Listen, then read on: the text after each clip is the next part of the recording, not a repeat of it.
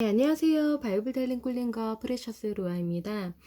하나님께서 이제 이스라엘에게 성막을 만들 것을 지시를 하셨고 제사장을 세울 것을 말씀하셨어요.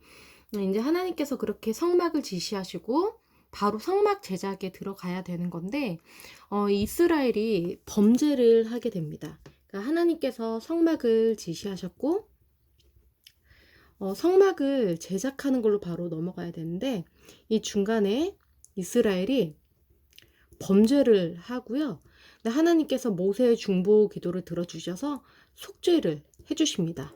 중간에 이 기사가 들어감으로 해서 이스라엘이 거룩해서 하나님께 선택받은 게 아니라는 거. 이스라엘도 애굽인들과 다를 바 없는 죄인이지만 오직 하나님의 은혜로 선택받았다는 것을 이스라엘이 깨닫게 되는 거예요. 아론도 마찬가지인데요. 이 범죄 중심에 아론이 있거든요. 아론이 금송아지를 이제 이스라엘 백성들의 우상으로 만들어주게 되는데 이 아론이 대제사장으로 임명이 돼요. 그러면 아론도 마찬가지로 거룩해서 제사장이 임명되는 게 아니라 오직 하나님의 은혜로 임명이 됐고 선택되었다는 거죠. 앞으로 이제 하나님 앞에 매일 나아가서 속죄제사를 드리고 관계를 맺어야 되는 이 이스라엘이 그 죄를 대속하는 그 제사를 매일 해야 되는데 우리에게 속죄 제사가 왜 필요한지, 우리가 왜 매일매일 하나님 앞에 나아가서 속죄 제사를 드려야 되는지 그 필요성에 대해서 이 사건을 통해서 자각을 하게 된다는 거죠. 만약에 이스라엘이 이렇게 하나님 앞에 크게 우상 숭배로 범죄하는 그 범죄 사건이 없었다고 한다면 본인들에게 왜 속죄가 필요한지 납득도 안 됐을 거고 본인들이 거룩하고 특별해서 하나님께 선택받아서 이렇게 특별한 민족으로 나아가고 있다고 착각을 했을 수도 있는데 본인들의 연약함을 깨달을 수 있는 사건이 되었다는 거죠. 왜 자신들에게 속죄가 필요한지를 알게 되는 그런 거고요. 지금 이렇게 이스라엘 하나님께 처음으로 이렇게 선택받은 민족으로서 말씀을 처음으로 받은 거잖아요. 십계명을 받은 후에 첫 반응이 바로 이 범죄였다는 거예요. 그러니까 창조되고 구원받은 자가 하나님과 연합이 되어서 말씀을 받은 후에 첫 반응이 범죄였다라는 거는 아담과 이스라엘이 뭔가 비슷하게 연결되는 부분이 있어요. 하나님께서 세상을 창조하시고 아담에게 복을 주시고 두셨는데 그렇게 복을 받고 하나님과 연합된 아담이 범죄를 하는 반응을 보이는 거거든요. 근데 이제 아담을 하나님께서 이제 속죄를 해주시면서 그 짐승 가죽으로 벌거벗은 부끄러워하는 몸을 덮어주시는 것처럼 이스라엘도 하나님께서 은혜로 덮어주시고 기회를 주셨다는 거죠. 모든 민족들은 죄에 물들었기 때문에 그 죄가 확산돼서 가나안 민족들도 그 죄가 더욱더 팽창해 가고 있는 상황인데 이스라엘은 모든 민족과 반대로 하나님께 선택받은 하나님의 말씀을 받은 거룩한 민족이기 때문에 죄가 팽창되어 가는 민족이 되면 안 되는 거고요. 하나님께서 주신 복이 이스라엘이 받은 복이 모든 민족에게 그 복이 팽창되어야 되는 거거든요. 그렇기 때문에 지금 이스라엘 속에서 발생한 이 죄가 팽창해 나아가기 전에 모세가 중보를 통해서 하나님께 속죄받을 수 있도록 중보를 했고 하나님께서 속죄를 해주시면서 다시 말씀으로 돌아가서 성막을 제작하는 임무를 시작하고 완수하게끔 다시 제자리로 돌려놓으시는 은혜가 있었다는 겁니다. 하나님께서 이제 애굽에서 이스라엘을 구출해 주는 거는 100% 하나님께서 다 해주신 건데 언약이 체결되고 하나님의 말씀을 받은 그 언약 수여 후에는 이스라엘이 이제는 죄의 대가를 치러야 되고 하나님께 순종으로 반응할 의무가 생기기 때문에 죄를 지었을 때는 그 대가를 치러야 된다는 거예요. 이 언약식이 치러진 이 시내산에서 지금 범죄를 저지른 거거든요. 마치 사랑하는 남편과 결혼식을 치른 그 자리에서 다른 남자와 간음을 저지른 것과 똑같은 지금 심각한 범죄를 저지른 거예요. 이스라엘이 애굽에서는 외적 혼돈 가운데 있었지만 하나님께서 주권적으로 그 혼돈을 정리해 주셨잖아요. 출애굽 시켜주시고요. 그런데 오히려 이 광야에서는 내적인 혼돈에 휩싸였어요. 이 이스라엘이 우상 숭배를 통해서 어떤 다른 민족의 침입이나 그런 공격을 받는 것 때문에 혼돈이 쌓인 게 아니라 스스로 자신들 안에서 욕망, 하나님을 섬기지 못하는 그 마음가짐, 그 우상 숭배 때문에 내적인 혼돈을 통해서 지금 질서가 와해되고 있는데, 이것도 하나님께서 주신 말씀을 순종함으로 반응함으로써 그 말씀을 이행함으로써 질서가 바로 잡히게 된다는 겁니다. 그래서 혼돈 상황에서 그 말씀을 이행할 때에만 그 질서가 바로 잡혀서 하나님의 그 민족이 민족답게 나아갈 수 있다는 거고요. 본문으로 들어가면요. 하나님께서 시내산 위에서 모세에게 이제 말씀을 마치시고 증거판 두루 십계명을 직접 적으신 그 증거판 두루 모세에게 주셔서요. 지금 이렇게 백성들에게 전해주게끔 하십니다. 근데 지금 모세가 한 40일을 깜깜무소식으로 시내산에 하나님과 단둘이 있는 상황이거든요. 그러면 산 밑에 있는 백성들은 모세가 안 내려오는 거예요. 이 위에는 음식도 없고 깜깜한 이 산꼭대기에 모세가 올라갔는데 안 내려오니까 죽었다고 생각을 하는 거죠. 그래서 그의 형인 아론에게 말합니다. 우리는 지금 이 광야에 갇히게 됐는데 지금 아무도 우리를 인도해 줄 사람이 사라졌다라는 거죠. 모세를 통해서 하나님의 인도하심을 이스라엘이 따라왔는데 그 모세가 사라졌고 죽었다고 생각이 되니까 우리를 위해서 우리를 인도할 그 신을 만들라는 거예요. 우리를 인도한 모세가 어떻게 되는지 모르겠다. 우리를 인도할 신을 만들어라. 이것은 우리를 이끌고 보호할 그 수호자를 생성하라는 거예요. 모세를 대체할 그 새로운 그 중보자를 새롭게 그 우상을 만들라는 거죠. 그래서 지금 아론이 우상을 만들기로 하고요. 그 이스라엘에게 금고리를 빼서 가져오라고 말을 합니다. 장신구. 이거는 이스라엘 백성들이 자발적으로 하는 게 아니라 지금 어떻게 우상을 만들어야 될지에 대해서 아론이 생각을 해서 지금 이스라엘에게 장신구 금을 가져오게끔 지금 유도를 하는 거죠. 그래서 그것을 받아서 부어서 조각칼로 새겨서, 그러니까 직접 자기 손으로 뚝딱뚝딱 만들어서 송아지 형상의 우상을 만드는 거죠. 이것이 지금 우리를 인도해낸 애굽 땅에서 출애굽해준 여호와라고 지금 규정을 하는 거예요. 근데 하나님께서는 눈에 보이지 않으시고 이스라엘이 본 적도 없는데 눈에 보이는 이 형상을 만들어낸 거죠. 이거는 교제할 수도 없는 비인격적인 어떤 물건인 거고 통제가 가능한, 그러니까 하나님은 우리가 통제할 수 있는 존재가 아니잖아요. 그런데 불편한 거죠. 이스라엘에게 우상이라는 거는 나에게 복을 줘야 되는, 나를 좋은 길로 인도할, 내가 통제할 수 있는 그런 신이 필요했다는 거고, 그게 우리 사람의 죄인된 사람들의 본능 이라는 거죠. 그렇기 때문에 생명력도 없고 어떤 말도 할 수 없는 그런 통제 가능한 형상을 신으로 만들었다는 거는, 즉 자신들의 욕망을 투영한 신을 만들었다는 거는 자신들이 신이 되었다는 겁니다. 이 우상은 사실 내가 섬기는 우상이라는 거는 내가 신이라는 거죠. 그렇기 때문에 악하다는 거고요. 내가 하나님이 아닌 내가 전지전능한 신이 되고 싶다는 그 사람의 욕망을 표현한 게 바로 이 우상이라는 겁니다. 하나님께서 이제 모든 성막과 성스러운 어떤 그런 언약궤 이런 것들을 다 만들게 하시는 책임자로 부살렐을 지정하셨다고 지난 시간에 말씀드렸잖아요. 이 부살렐은 자기 마음대로 뚝딱뚝딱 대충 만든 게 아니라 성령 충만함을 받아서 성령의 인도하심을 통해서 공들여가지고 그 성스러운 거룩한 기구들을 다 만드는 거거든요. 그것과는 완전히 반대되게 자신들의 마음대로, 아론의 마음대로 자신들의 욕망이 투영된 우상을 만들었다는 거죠. 하나님께서 영광을 받으셔야 되는데 지금 자신들의 욕망이 투영된 그 우상에게 영광을 바치면서 아론이 그 앞에 제단도 쌓습니다. 그리고 내일은 여호와의 절일이라고 공포를 해요. 이거는 시간의 주인이 하나님이라는 것이 이스라엘에게 중요한 율법이잖아요. 안식일이라는 개념이 얼마나 이스라엘에게 하나님께서 중요하게 주신 율법인지 지난 시간에 설명을 했는데, 지금 이 신앙 체계 자체를 지금 뒤집어 버리는 어떤 범죄를 하고 있는 거예요. 시간의 주인이신 하나님께서 이스라엘에게 명령하신 안식일, 이 개념을 지켜야 되는 건데 모세는 이 안식일에 대한 말씀을 그대로 공포한 거거든요. 자신의 생각대로가 아니라 하나님께 들은 말씀을 그대로 전했을 뿐이에요. 모세는 하나님의 종으로서 역할을 적절히 수행을 한 거죠. 그런데 아론은 자신의 마음대로 자신이 율법을 정해서 내일 여호와의 절일로 내가 지정했어. 그거를 지키자라고 본인이 여호와가 되어서 자신이 신이 되어서 지금 그 절일을 제정을 한 겁니다. 모세의 하나님이 아닌 아론 자신이 아론의 하나님을 새롭게 만들었다는 거예요. 이게 바로 우상이라는 거죠. 자, 그 다음날 백성들이 이제 그 우상을 섬기면서 번제와 화목제를 드리면서 먹고 마시며 일어나서 뛰놉니다.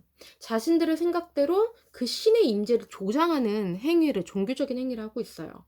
하나님께서는 사람들의 어떤 행동에 의해서 조장되지 않으세요.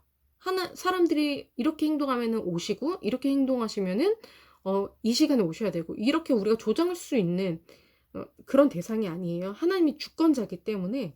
그런데 우상이라는 거는 내 마음대로 통제할 수 있는 신, 즉 나를, 내 욕망을 투영한 존재이기 때문에 내 지시대로 내가 원하는 때에 와야 되는 그런 존재이므로 그 이튿날에 얼른 그 신이 찾아왔으면 좋겠는 거죠. 그래서 제사를 내일 자신들이 지정한 그 날에 그 신적인 존재가 와야 한다고 하면서 지금 번제와 화목제 제사를 드리는데, 이 번제 화목제도 지시받지 않은 제사예요. 하나님께서 말씀하지 않으신, 아직 지금 받지 않은 번제와 화목제, 그거를 자기들의 마음대로 자신들이 생각한 그런 날에 마음대로 지금 하고 있는 거예요. 먹고 마시며 일어나서 뛰노는 이런 행위는 고대 근동의 종교 의식, 축제와 비슷한 이방 사람들이, 이방 민족들이 하는 그런 문화적인 종교 행위를 지금 이스라엘, 하나님의 거룩한 민족인 이스라엘이 고스란히 따라하고 있는 거예요. 자신들을 위한 제사, 쾌락적인 종교 행위, 다른 민족들의 그런 종교적인 행위를 이스라엘이 지금 하고 있다는 겁니다. 원래 모세가 십계명과 율법을 받아서 전하고 백성들을 수용을 하고 그 말씀대로 고스란히 하나님께서 말씀하신 그런 규칙과 그 순서에 따라서 그대로 이행하는 게 예배인 거고요. 그래서야 그 이후에 하나님의 임재를 경험하고 이렇게 되는 건데, 완전히 자신들의 마음대로 지금 행하고 있죠. 바로 이것이 우상 숭배다, 자신을 숭배하는 행위다 라는 것을 지금 확인을 할 수가 있고요. 여호와께서 이 모든 것을 지금 보시고 모세에게 얼른 내려가라고 하십니다. 너희 백성이 부패했다. 지금 금송아지를 섬기고 지금 저러고 있다 말씀을 하시면서, 이스라엘은 목이 뻣뻣한 백성이다. 그러니까 내가 가만 안 두겠다는 거예요. 목이 뻣뻣한 백성이라는 거는 자기 마음대로 자기 길로 가려는 짐승처럼 아주 고집스럽다는 겁니다. 소를 이쪽 길로 인도하려고 아무리 고삐를 잡아도 목을 뻣뻣하게 안 가려고 힘을 주고 있는 그런 상황처럼 이스라엘이 지금 목이 뻣뻣하게 고집 피우고 있는 존재라는 거죠. 내가 하는 대로 둬라. 그러니까 지금 모세가 당연히 이스라엘을 위해서 하나님께 간청하고 간구하고 중보할 것을 예상을 하시고, 하나님께서 날 그냥 내버려 두라. 내 마음대로 하게 냅둬라 라고 지금 말씀하시는 거죠. 모세가 역시 하나님께 지금 이스라엘을 위해서 중보를 합니다. 여호와여, 하나님께서 직접 애굽 땅에서 인도해 내셨지 않습니까? 그러면서 하나님의 그 성품, 은혜와 자비로우신 성품에 의해서 호소를 합니다. 그리고 두 번째로는, 만약에 이 이스라엘을 하나님께서 벌을 내리셔서 없애버리시면 애굽인들이 뭐라고 하겠습니까? 다른 백성들이 뭐라고 하겠습니까? 즉 하나님의 영광이 가리워집니다 라고 지금 설득을 하는 거죠. 그리고 세 번째가 하나님께서 하신 약속의 근거에서 간청을 합니다. 하나님, 아브라함과 이삭과 이스라엘에게 오래전에 그 역사에서부터 약속하신 거 있지 않습니까? 이거 지키셔야 되지 않습니까? 그 땅을 우리에게 주시겠다고 이미 약속하신 거 있지 않습니까? 이거 지키셔야 되지 않습니까? 하나님께서는 약속을 지키실 수밖에 없는 그런 신실하신 분이지 않습니까? 하면서 이런 하나님의 상품을 근거로, 하나님의 그 영광을 근거로, 하나님의 약속을 근거로 하나님을 설득하고 있는 거예요. 모세가 굉장히 타당하거든요. 그리고 하나님께서도 이것을 예상을 하셨고, 모세가 이렇게 하나님께 중보하기를 원하셨던 것 같아요. 하나님께서 뜻을 돌이키셔서 말씀하신 화를 그 백성에게 내리지 않으셨어요. 말씀하신 화는 완전히 멸절시킨다는 거였고, 하지만 그 죄에 대한 징계는 받아야 되는 거예요. 멸절은 시키지 않으시겠지만 징계는 받아야 되는 거죠. 모세가 하나님께 받은 그 돌판에 새겨진 십계명을 가지고 내려옵니다. 이건 하나님께서 만드신 거예요. 증거판은요. 그런데 지금 시내산 밑에서는 아론이 만든 금송아지가 있죠. 아론이 만든 금송아지와 하나님이 만드신 말씀이 대조가 되죠. 지금 하나님께서 만드신 말씀이 이스라엘 백성에게 내려올 건데 그것을 기다리지 못하고 자신들이 직접 우상을 만들어서 지금 그것과 교제를 하고 지금 그것을 의지하고 있는 상황인 거예요. 그러니까 하나님을 만나려면, 하나님의 증거를 얻으려면 인내가 필요하다는 것을 또 알 수가 있어요. 기다림이 필요하고 절제가 필요하다.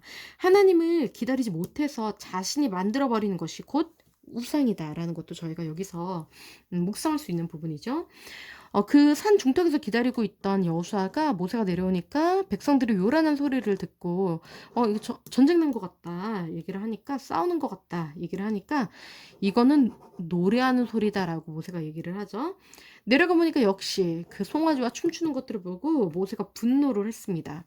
지금 노래하고 춤추고 즉 자아도취되고 쾌락이 만취된 이스라엘 백성들을 보고 하나님께서 만들어서 주신 그 증거판을 모세가 들어서 깨트려 버려요. 이것은 모세가 백성들을 향해서 너희는 이 하나님의 언약을 받을 자격이 없다라고 선언하는 행위인 거죠. 너희는 지금 하나님과의 맺은 언약을 깨트려 버렸다. 너희는 하나님께서 약속하신 복을 받을 자격이 없다라고 선언하는 행위인 거죠. 그런데 그 우상 금송아지를 가져다가 불사르고요. 부셔버리고요. 그 가루로 빻고요. 물에 뿌려버려서 그것을 이스라엘 자손에게 마시게 합니다. 불사르고 부수고 가루로 만들고 물에 뿌린다는 이거는 완전히 소멸시키는 거예요. 철저하게 파괴시키는 거죠. 우상은, 죄는 철저하게 파괴되어야 되는 부정한 거라는 거고요. 이 죄를 지금 어떻게 합니까? 결국엔 처리하는 것은 이 더러운 죄를 버리는 것이 부정해져요. 그런데 이 우상을 빻아가지고 지금 가루를 만들어서 물에 섞은 이 죄를 어디에 처리하냐면은 죄인들, 이스라엘의 몸속에 버려버려요. 그러니까 지금 이스라엘이 이 광에는 물이 없었는데 하나님께서 은혜로 물도 지금 터지게 해주셨잖아요. 그 물에다가 이것을 뿌렸다는 거는 모세행에서 알 수 있는 메시지는 하나님께서 주신 이 물, 하나님께서 너에게 주신 은혜에 너희가 죄를 던져버렸다. 죄를 섞어서 더럽게 만들었다. 이것을 너희가 마셔라. 이렇게 되는 거죠. 너희가 지금 이런 짓을 했다. 하나님께서 주신 물, 하나님께서 주신 은혜에 너희의 죄를 더럽게 만들었으니 너네가 지금 더럽게 만든 이 죄, 이 결과를 너희가 마셔라 라는 거예요. 죄를 먹는 죄인인 거죠. 그런데 말씀을 먹는 의인이어야 하는 이스라엘이 죄를 먹는 죄인으로서 지금 징계를 받고 있는 거죠. 지금 이렇게 이 더러운 어떤 죄 상징물을 이렇게 철저하게 부시고 지금 이렇게 소멸시키는 것은 열왕기하 23장 6절 12절에도 나와 있는 부분인데요. 요시아가 이 우상을 태워서 재료 만들고 무덤에 던져버리고 이제 시냇가에 던져버리는 그런 것도 있고요. 예수님께서도 성전 척결 사건에서 다 이제 파괴시키시고 부셔버리시는 그런 행동을 보이시죠. 이 모세가 하나님을 향해서는 이스라엘의 대변에서 중보를 했는데 백성들에게 내려와서는 징계를 하면서 하나님을 대변하고 있어요. 그래서 모세는 정말 하나님과 이스라엘 백성 사이에 선 중보자의 역할을 지금 하고 있다는 것을 지금 보고 있고요. 모세가 아론에게 말합니다. 책망을 해요. 어떻게 이런 금송아지를 만들어서 당신이 이스라엘 백성들이 큰 죄에 빠지게 했느냐, 죄를 짓게 했냐라고 얘기를 하니까 아론이 변명을 합니다. 내가 백성들이 이렇게 막 해가지고 강요를 해서 내가 금을 불에 던졌더니 송아지가 나왔다. 말도 안 되는 핑계를 대면서 백성에게 책임을 전가하고 그 다음에 이렇게 자기 범죄를 부인하고 있어요. 근데 모세가 보니까 아론이 백성을 방자하게 해서 원수에게 조롱거리가 되게 하였다. 웃음거리가 되게 해서 하나님의 명성을 땅에 떨어뜨리고, 그러니까 지금 하나님과 함께하는 이스라엘은 다른 민족에게 두려움이 되는 존재인데요. 하나님에게서 죄를 지으면서 이제 분리가 되면은 웃음거리, 조롱거리가 되는 거예요. 두려움의 대상이 아닌 조롱거리가 되는 거죠. 하나님과 함께 할 때는 두려움이 되지만 하나님께 빠져나오는 순간 조롱거리가 된다. 사실 하나님이 없으면 이스라엘은 아무런 지금 힘도 없고요. 노예였다가 지금 광야, 오도 가도 못하는 광야에 갇힌 노예 무리에 불과한 거예요. 그런데 하나님께서 함께 하시기 때문에 모든 민족이 두려워하는 강력한 민족이 지금 되는 거거든요. 네, 지금 모세가 이 아론을 위해서도 이제 나중에 중보를 하는데, 아론이 결국에 대제사장이 되잖아요. 이렇게 모든 백성에게 범죄하게끔 조장한 이 아론이 모든 백성을 대표하는 가장 거룩한 대제사장이 되었다라는 거는, 하나님께서 이렇게 하셨다라는 거는 정말 하나님께서 용서하지 못하실 사람은 없다라는 것을 알 수가 있어요. 이 대제사장만이 입을 수 있는 옷이 있다고 지난 시간에 설명을 했었잖아요. 대제사장은 금관, 이 머리에 쓰는 금관에 여호와께 성결이라는 그 패를 달게 되는데, 이렇게 범죄한 이렇게 더러운 죄인이었던 아론이 이스라엘 백성을 대표해서 하나님이 계시는 그 지성소로 들어갈 수 있는 특권을 얻었다라는 거. 이마에 여호와께 성결, 나는 거룩한, 하나님 앞에 거룩한 사람입니다 라고 이마에 써붙이고 하나님 앞에 그 거룩한 처소로 들어갈 수 있는 자격을 얻었다라는 거는, 우리가 죄인이지만, 아론과 같은 정말 더러운 죄인이지만 정말 하나님께서 우리를 용서하셨다는 거는 우리가 하나님 앞으로 들어갈 수 있게끔 허용해 주셨다는 거, 그리고 우리가 모든 사람들을 대표해서 하나님께 나아가서 중보할 수 있는 권리를 주셨다는 거, 그리고 사람들에게 하나님을 대변해서 하나님의 말씀을 전달할 수 있는 특권을 주셨다는 것은 정말 우리가 너무 거룩해서도 아니고 우리가 특별해서도 아니고 하나님이 정말 전적인 은혜로 이것이 가능했다라는 겁니다. 그래서 나중에 아론이 거듭나게 되는데요.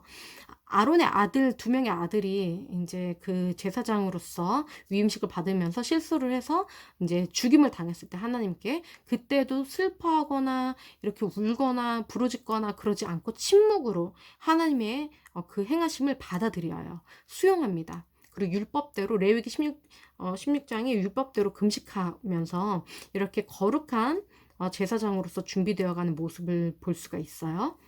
하나님께서 자신의 거룩을 이렇게 전가해 주심으로써 죄인인 아론을 정결하게 하셨다는 거죠. 모세가 이제 이렇게 공표를 합니다. 누구든지 여호와 편에 있는 자는 내게로 나오라. 그랬더니 레위 자손이 다 모세에게 나왔어요. 그러니까 지금 모세가 레위 자손에게 이스라엘 백성이 지금 우상숭배 범죄를 저질러서 심판을 받아야 되는데, 멸절은 시키지 않으시겠지만 징계는 받아야 된다고 했잖아요. 이 징계를 하는 하나님의 그 손이 되어서 백성들을 심판하라는 거예요. 그러니까 레위 자손이 이스라엘 사람들을 이제 죽이는 일을 시작을 합니다. 예전에 야곱의 12아들 중에 그 레위가 자기 여동생 사건 때문에 복수를 해서 손에 피를 묻혀서 아버지 야곱의 책망을 받아서 축복을 못 받았잖아요. 그런데 여기에서 하나님의 대적자들을 응징하는 도구로 사용받았어요. 본인들이 자발적으로 하나님 편에 이제 나아간 거예요. 그렇기 때문에 복을 받아요. 이스라엘 모든 12지파 중에서 특별히 모세처럼 하나님과 백성들 사이에 중보자의 역할을 하는 그런 거룩한 성별된 지파로서 사용이 됩니다. 그러니까 하나님 앞에서 이제 죄 지은 이스라엘을 지금 자신의 동족들, 자신의 형제, 자신의 친구, 자기 이웃을 죽이는 심판의 역할을 지금 레위 자손이 하는 건데, 자기의 이제 가족들을 죽이는 것과 마찬가지거든요. 이 사건을 통해서 저희가 생각할 수 있는 거는, 하나님께 심판받아 멸절당하지 않으려면, 심판받지 않으려면 어떻게 해야 된다는 거죠? 하나님을 위해서 내가 죽어야 되는 거죠. 회개를 해야 된다는 거예요. 하나님의 그 분노의 심판을 피하기 위해서는 우리가 회개를 해야 된다는 거죠. 회개는 나 자신을 죽이는 거예요. 내 안에 있는 죄를 죽이는 거죠. 지금 레위 자손이 이렇게 이스라엘 가운데에 우상 숭배 그 주도자들을 처단했는데 3천 명이 죽었는데요. 지금 이스라엘이 60만 명이 되거든요. 총 인구가. 그중에 3천 명이라는 것은 0.5%가 지금 이번에 죽었다는 거예요. 그러니까 이스라엘이 애굽 노예 생활에서 너무 힘들었을 때도 번성했잖아요, 오히려. 그리고 애굽에 10가지 재앙이 있을 때도 이스라엘은 살아남았어요. 그리고 홍해에서도 그 위협, 추격, 애굽 군대가 추격하는 그 위기 순간에서도 살아남았고요. 광야에서 물이 없고 먹을 것이 없는 그런 곤란한 상황에서도 하나님께서 공급해 주셔서 살아남았어요. 그런데 이스라엘은 어떠한 외부적인 위협 때문에 죽을 위기 가운데서는 다 살아남았지만 자신의 안에 있는 욕망, 즉 우상, 이 범죄 때문에 3천 명가량의 죽임을 당하고 말았다라는 거죠. 지금 그래서 이번 일을 하나님의 뜻대로 지금 대행한 레위 자손은 앞으로는 하나님께 헌신한 지파로 구별이 됩니다. 거룩하게 책임감 있게 행동을 했기 때문에 구별이 된 거예요. 그게 하나님을 위해서 구별돼서 헌신하는 일을 맡은 게 복이라는 거죠.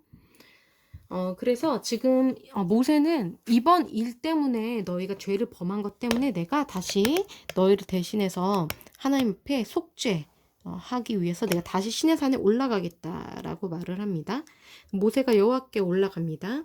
그래서 슬픕니다. 용서해 주시옵소서.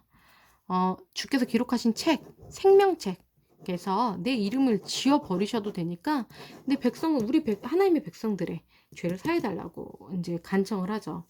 하나님께서 이제 말씀을 하십니다. 누군지 내게 범죄하면 내 책에서 그를 지워버릴 것이다. 가서 내가 말한 곳으로 백성을 인도해라. 내 사자가 앞서 갈 것이다. 라고 말씀하시지만 하나님께서는 같이 올라가지 않겠다고 말씀하세요. 너희가 이렇게 나를 배신하고 언약을 어겨서 범죄했기 때문에 내가 그래 약속은 지키겠다. 너에게 주겠다는 그 땅으로는 올라가긴 해주는데 나는 같이 안 간다라는 거예요.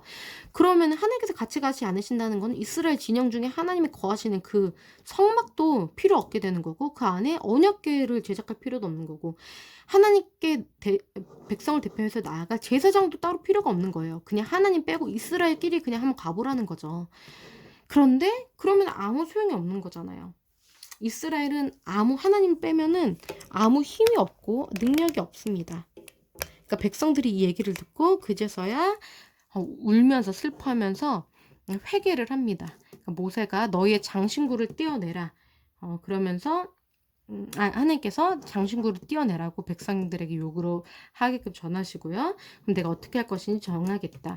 백성들이 정말로 회개를 진심으로 하는지를 하나님께서 이제 보시는 거예요. 백성들이 자신의 장신구를 떼어내죠. 이 장신구로 우상을 만들었었잖아요. 근데 이것을 정말 다 빼면서 회개를 하는 거죠. 자신의 이제 일부를 이렇게 떼어내는 거는 전체를 다 포기하는 것을 이제 상징하는 행위인 거죠. 모세도 신발을 벗으면서 하나님을 처음 만났을 때 신발을 벗으면서 이제 자신의 순종의 의지를 보였던 것처럼 지금도 이제 백성들에게 장신구를 떼어놓으라고 하는 거는 내게 있는 어떤 그 욕심, 욕망을 하나님 앞에 벗어 던질 것을 지금 요구하시는 거죠. 모세가 항상 장막을 가지고 진 밖에 이스라엘 진영 밖에다가 따로 쳐서요. 그것을 멀찌감치 이제 세워서 회막이라는 것을 이제 만들어서 이제 하나님을 앙망하는 자는 다 진 밖 회막으로 따로 이제 가는 거죠. 그래서 모세가 회막으로 나아갈 때는 백성이 일어나서 다 자기 장막문에 서서 모세가 회막문에 들어갈 때까지 이제 바라보는데요. 모세가 회막에 들어갈 때는 이렇게 회막에 들어갈 때는 구름이 내려서 그러니까 하나님께서 임재하시는 상징인 거예요. 그래서 구름이 내려와서 하나님께서 모세가 만나서 말씀을 하시는 거예요. 그러니까 얼굴을 마주 이제 이렇게 진짜 하나님 모습을 본다는 게 아니라 하나님과 만나고 하나님 말씀을 듣는다는 거죠. 근데 모든 백성들이 그것을 항상 봐요. 하나님께서 살아계시는 것. 그리고 우리와 관계하시는 그것들을 이스라엘은 직접 눈으로 보는 특별한 민족인 거죠. 모두 목격하는 거예요. 각자 자기 장막 문, 자기 집 앞에 서가지고 그것을 보고 예배를 하는 거예요. 사람이 자기 친구랑 이야기를 나누듯이 하나님께서도 모세와 직접 마주하시고 말씀을 나누신다. 이것은 친밀하게 친밀한 관계를 모세와 하나님께서 나누고 계신다라는 거죠. 여호수아는 항상 그 회막 앞에서 이제 경호하는 것처럼 하나님과 모세의 만남을 보면서 그것을 앙망하는 마음을 가지면서 그 회막에 항상 머물렀다고 이제 나와 있습니다. 모세가 하나님께 말씀을 드립니다. 말을 합니다. 보십시오. 하나님께서 이 백성을 인도하여 올라가라고 하시면서 나와 함께 보낼 자를 말씀해 주지 않으십니다. 하나님께서 너가 내 앞에 은총을 입었다고 말씀하시는데 제가 정말 하나님 앞에 은총을 입었으면 주의 길을 보이셔서 내게 주를 알리시고 내가 주의 앞에 은총을 받게 하시고 이 족속을 주의 백성으로 여기시길 원합니다. 그러니까 모세는 나 혼자 복을 받는 거에 만족하지 않았어요. 이 민족 이스라엘 백성들을 위해서 자신이 정말 모든 것을 헌신하고 포기하고 희생하는 것을 원했어요. 그러니까 하나님과의 개인적인 친분 관계를 이스라엘 공동체 전체로 확대시키기를 원하는 거예요. 하나님께서 그러니까 결국에는 지금 모세가 하는 말은 하나님 날 사랑한다고 하시니까 내게 맡기신 이 백성들도 사랑해 주세요. 이 얘기인데 하나님께서 오케이 하시는 거예요. 내가 같이 갈게. 알겠어. 라고 하시죠. 모세가 함께 해주세요. 함께 올라가 주세요. 라고 해서 하나님께서 다시 오케이 하십니다. 왜냐하면은 내가 너랑 친하기 때문에 너는 내 앞에 특별히 은총을 입었고 내가 이름으로도 너를 알기 때문에 너랑 친하니까 내가 너의 부탁을 들어줄 거야. 지금 모세가 한 가지 더 하나님께 아뢰입니다. 주의 영광을 내게 보이시길 원합니다. 모세가 하나님과 친밀한 관계를 가지니까 더 친밀하게 되고 싶은 거예요. 전화 통화로만 이렇게 연애를 하다가 직접 만나고 얼굴을 보고 싶은 것처럼 하나님 내가 하나님과 더 가까워지기를 원합니다. 우리가 하나님과 친밀해질수록 더욱더 정말 더 깊은 관계 가운데로 들어가기를 원하게 되는 거죠. 하나님께서 그것도 오케이 하세요. 그래 내가 그렇게 해주겠다. 근데 나를 보고 살 수 있는 사람은 없다. 왜냐면 하나님은 너무나도 거룩하시기 때문에 아무리 거룩한 사람이라고 해도 부정합니다. 죄인이기 때문에요. 그런데 모세는 그래도 하나님께서 많이 양보를 해주셔서 반석 위에 서 있으면 내가 지나갈 때 내 등을 너가 보게는 해주겠다. 얼굴은 보지 못하고 라고 말씀을 하세요. 모세가 이제 그 준비를 합니다. 모세에게 돌판 둘을 이제 처음에 만들어서 새겨주신 그 돌판을 모세가 화가 나서 깨트렸잖아요. 다시 그 돌판 두 개를 준비하라는 거예요. 다시 십계명 써주시겠다고요. 돌판 두 개를 준비하고 다시 시내산에 올라와 라고 말씀하시는 거예요. 시내산에 아무도 올라오지 못하게 하고 너 혼자 올라와라 라고 하고요. 여기서 정말 약속을 지키셔서요. 모세 앞으로 지나가세요. 그러면서 하나님께서 말씀하십니다. 여호와라 여호와라. 하나님이 누구신지를 여기서 지금 말씀을 하세요. 자비롭고 은혜롭고 노하기를 더디하고 인자와 진실을 많은 하나님이다. 하나님의 인격, 하나님이 어떠신 분인지가 선언하고 있고요. 인자를 천대까지 베풀며 악과 과실과 죄를 용서할 것이다. 그러나 벌을 면제하지는 않고 3세대까지는 보응하겠다. 하나님께서 지금 모세의 부탁대로 하나님의 모습을 보여준다고 하셨잖아요. 등을 보여주신다고요. 등을 보여주시면서 지금 이런 하나님이 누구신지가 지금 하나님의 말씀을 들려주고 계세요. 이것은 하나님의 얼굴을 본다는 것. 하나님을 본다는 거는 즉 말씀을 듣는 것과 똑같은 의미다라는 거예요. 하나님의 말씀을 듣는 거, 하나님이 누구신지를 우리가 알게 되는 게 바로 하나님을 보는 거다. 하나님을 듣는 게 하나님을 보는 거다. 이 지금 메시지가 이 안에 있는 것 같아요. 지금 모세가 하나님을 만나서 급히 땅에 엎드려서 경배를 합니다. 하나님, 우리와 동행해 주십시오. 지금 죄인들이지만 이 백성들이 죄인들이지만 우리의 악과 죄를 사시고 우리를 주의 기업으로 삼아 주십시오. 그러니까 죄인이 구원을 얻으려면은 죄 사함을 받아야 되잖아요. 이것은 대속자와 중보자를 통해서 가능한 건데 예수님을 통해서 우리가 하나님께 나아갈 수 있듯이 모세가 이스라엘 백성들을 대신해서 대표해서 백성들의 죄를 하나님께 이제 속죄를 해달라고 간구를 하고 있습니다. 하나님께서 그것도 이제 수용하시면서 내가 언약을 다시 세울 것이니까 너는 내 앞에서 특별히 내가 거룩하게 구별해서 너희는 나의 살아있음을 목도하게 될 것이다 라는 메시지를 전하시고요. 너희가 나의 특별하게 구별된 거룩한 민족이면은 내 말씀을, 내 언약을 지켜서 행해야 한다 라고 다시 한번 강조를 하세요. 첫 번째는 우상 섬기지 말 것, 두 번째는 우상 제작하지 말 것, 그리고 세 번째는 출애굽을 기억할 것. 하나님께서 행하신 그 사건, 구원의 사건을 기억할 것. 네 번째는 대속. 하나님의 주권을 인정하라는 거예요. 모든 첫째생은 다 내 것이고 너의 장자는 다 대속해서 내 것이다. 하나님의 주권을 인정하라는 거고요. 다섯 번째는 안식일. 시간의 주인은 나다라는 거고요. 여섯 번째도 절기. 1년에 3번 절기를 지키는 것 말씀하고 계시고요. 그 다음에 일곱 번째는 헌납. 하나님께 무엇을 어떻게 드려야 되는지를 지금 말씀을 하십니다. 이 말들을 기록하라. 내가 언약을 세웠다. 그러니까 이 지금 7가지 명령의 포인트는요. 우상을 만들지 말고 섬기지 말고 출애굽한 사건 기억하고 하나님의 주권을 기억하고 하나님의 시간을 지키고 하나님께 드릴 것을 드리고 이것에 대한 7가지 요구의 공통점은 하나님을 기억하라는 거, 그리고 하나님의 주권을 인정하라는 거, 그리고 하나님을 우선순위로 두라는 거죠. 하나님께 순종하라는 거고요.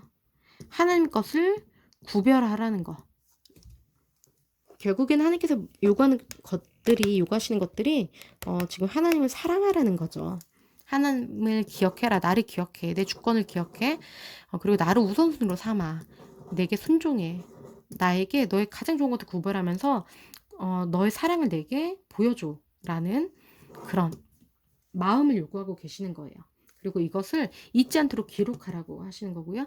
모세가 다시 하나님과 40일 동안 시내산 꼭대기에서 이 말씀들을 금식하면서 이제 받고 있습니다. 그래서 하나님께서 다시 한번 돌판에 기록을 하시고 그 돌판 증거판 2개를 시내산에서 가지고 모세가 내려올 때 하나님과 40일 동안 대면하여 함께 있었기 때문에 그 하나님의 영광이 모세에게 반사가 되어서 모세 얼굴에 광채가 나요. 그러니까 하나님의 영광이 모세를 통해서 이스라엘 진영 중에 들어오게 되는 거예요.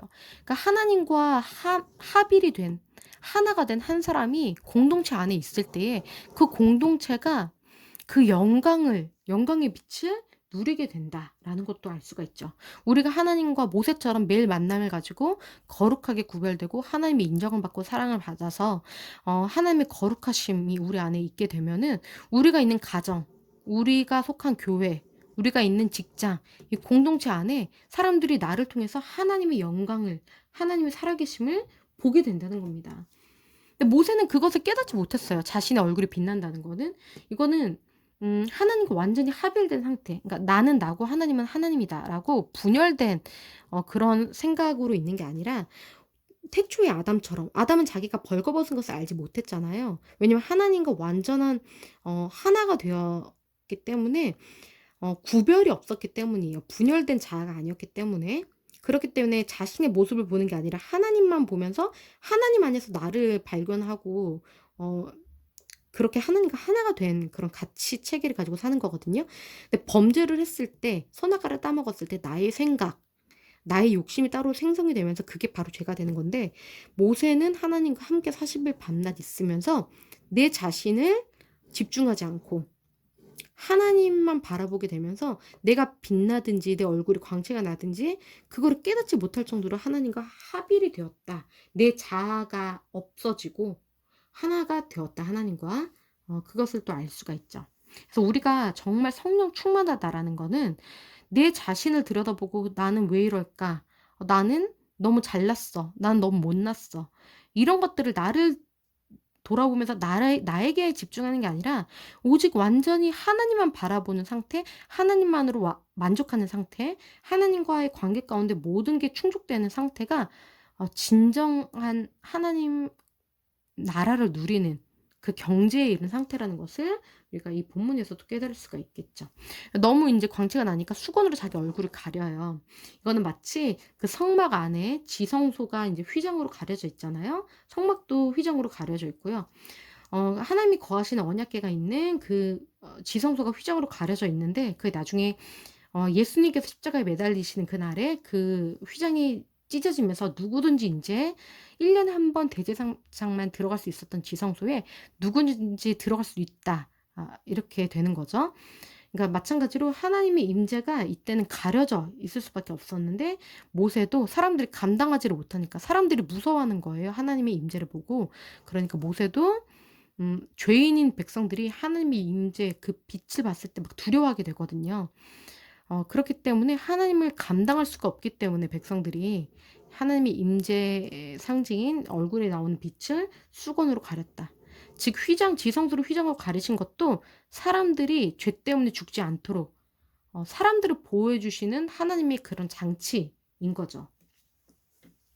그러니까 성령이 하나님의 임재가 충만한 그런 모세가 하나님의 임재가 충만한 성막 과 이제 대비되는 비슷한 면이 지금 있다는 거고요. 드디어 이제 하나님께서 성막을 하셨었는데 중간에 범죄하고 속죄되는 이런 사건을 거쳐서 드디어 성막을 직접 이스라엘이 건립을 만들게 제작을 하게 됩니다. 그래서 모세가 이제 회중을 모으고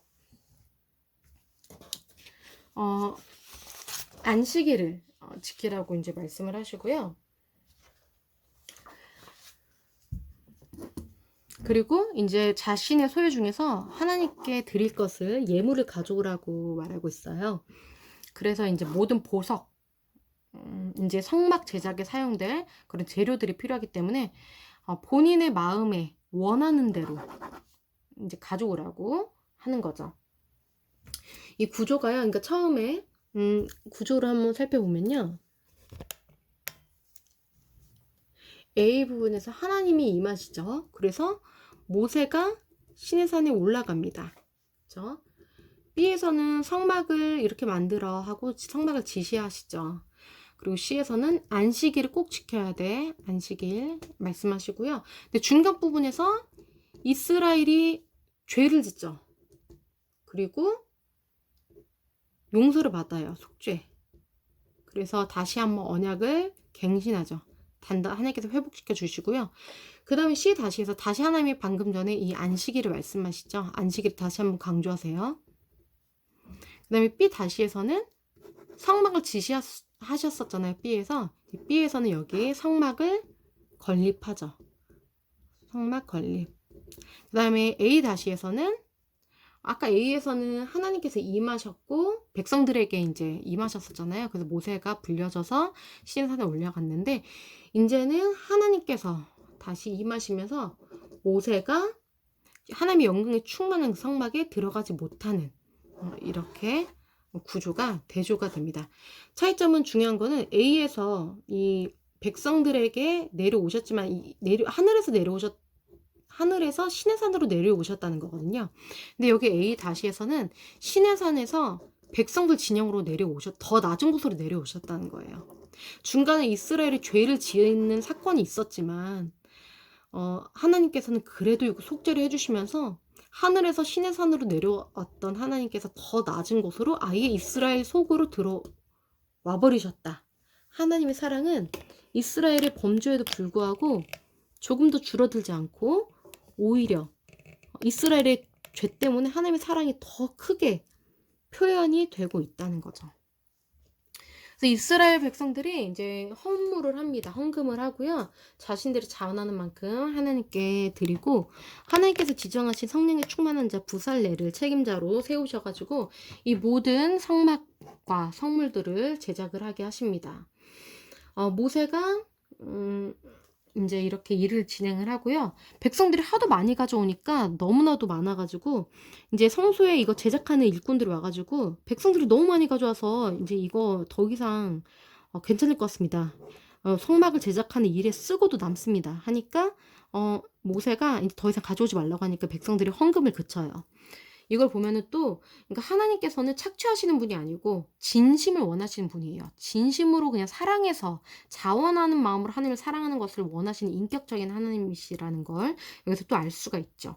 그리고 이제 필요가 채워지면은 헌납도 중단하는 그런 모습을 통해서 욕심을 이제 뭐 지도자 모세도 그렇고 욕심을 부리고 더 크게 화려하게 이렇게 뭐 성전을 짓는 게 아니라 정말 하나님께서 어차피 말씀하신 딱 그 성막의 구조대로만 지으면 되는 거기 때문에 더 이상의 어떤 잉여 제물도 필요 없고 그냥 딱 적합한 그 양만큼의 필요만 필요하다. 우리도 이런 태도를 가져야 되지 않을까라는 생각도 또 듭니다. 그래서 지금 이 일에 사용된 어떤 그런 그 건축 비용이 얼마나 되는지도 자세하게 기록이 되어 있고요. 드디어 이스라엘이 이 모든 하나님의 말씀대로 성막을 다 만듭니다. 모세가 이거 마친 것을 보고요. 이스라엘 백성에게 축복을 합니다. 이게 1월 1일 날 이제 완성이 되는데 출애굽 2년 차 1월 1일이에요. 그러니까 시내산에 그러니까 출애굽하고 나서 1월 1일 날 출애굽을 하고 셋째 달에 도착했는데 2년 차 1월 1일이니까 시내산에 9개월, 10개월 정도 지금 거주하고 있는 상태예요. 시내산에서 9개월, 10개월 동안 시내산에 임재하신 하나님을 만나고 십계명을 받고 여기서 범죄하고 속죄 받고 그리고 성막을 다시 제작하고 이 모든 일들이 10개월 만에 일어난 일이라는 거예요. 여기에서 하나님께서 이 모든 만들어진 이제 완성된 이 성막에 이제 기름 바르라고 말씀을 하세요. 어디에 무엇을 놓고 어디에 무엇을 놓아라 다 지시를 하시고요. 거룩한 기름을 모든 기구에 발라서 거룩하게 그러니까 구별하라는 거예요. 그래서 지금 아론과 아들들한테도 기름을 부어라. 그래서 거룩하게 구별해서 내 제사장 직분을 행하게 하겠다. 그 기름 부음을 받았으니까 영영이 제사장이 될 것이다 라는 거죠. 기름 부음을 받으면 거룩하게 되고요. 거룩하게 돼야 거룩한 일을 할 수가 있다 라는 겁니다. 그래서 지금 모세가 하나님의 말씀대로 이행한 것들에 대해서 자세하게 기록이 되어 있고요. 이 40장의 구조가 A에서는 하나님이 성막을 세우라고 지시하시죠. 그리고 B에서는 하나님이 기름을 바르라고 지시하시죠. 그래서 모세가 기름을 바르고요. 그럼 A-에서 모세가 성막을 세웁니다. 그러니까 지금 성막을 지시하셨는데 A-에서 성막을 세우고요. B에서는 기름을 지시하셔서 모세가 기름을 부어서 B-에서는 하나님의 영광이 성막을 채웠다. 그래서 하나님께서 말씀하신 대로 다 이행을 하고 성막이 완성이 되니까요. 구름이 회막에 덮이고 하나님의 임재 상징이라고 했죠. 여호와의 영광이 성막 안에 충만해서 모세가 도저히 회막에 들어갈 수가 없을 정도로 하나님의 영광이 가득했다라는 거예요. 그러니까 구름이 회막에 덮였다는 거. 하나님의 임재가 이제 시내산에서 이스라엘 백성들 진영 한가운데로 지금 내려오셨다는 거예요. 그래서 하나님께서 여기로 지금 이사 오셨다.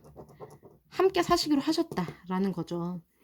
모세가 지금 그러니까 그때 처음 하나님 만났을 때 불붙은 떨기나무에 가까이 갈 수 없었잖아요. 떨기나무에 가까이 갈 수 없었던 것은 하나님의 임재가 충만해서 그런 건데 마찬가지로 이번에도 하나님의 임재에 충만한 성막에 들어갈 수 없었다라는 거고요.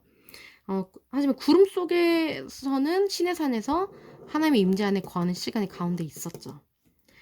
자, 이렇게 출애굽기가 이제 마무리되는데요. 구름이 성막 위에서 떠오를 때는 이스라엘 자손이 앞으로 행진했고요.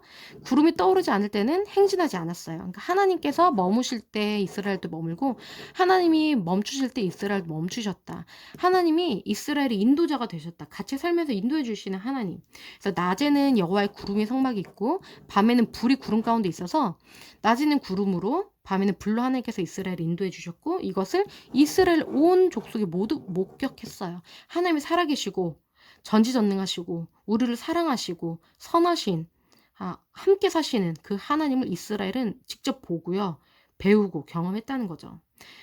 네, 이로써 출애굽기가 마무리됐습니다. 출애굽기가 처음에는 과거를 되돌아보면서 시작했거든요. 이스라엘의 자손 번성할 거라는 아브라함에게 주셨던 약속이 성취가 됐다라는 걸로 출애굽기가 시작이 돼요. 애굽에서 이스라엘이 번성하였다라는 말로 시작이 돼요. 그런데 인제 지금 이 출애굽기 끝에서는 그러니까 이 과거를 되돌아보면서 시작한 출애굽기 첫 부분과 반대로 미래로 나아가면서 종결이 됩니다. 그러니까 첫 부분에는 하나님께서 아브라함에게 주셨던 약속이 자녀와 후손과 땅에 대한 약속이잖아요. 그런데 출애굽기 처음에는 이 자녀의 약속이 성취됐다 선언하면서 시작을 하고요.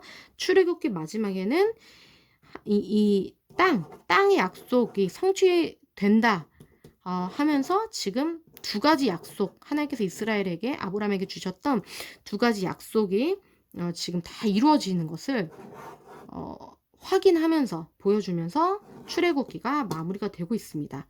신실하신 하나님, 아브라함에게 약속하셨던 그 약속, 야곱에게 요셉에게 약속하셨던 그 약속을 400년 뒤에 온전하게 완벽하게 이루시는 그 하나님, 이스라엘의 범죄에도 불구하고 하나님께서는 약속을 이루시는 신실하신 분이시다라는 것을 알 수가 있습니다.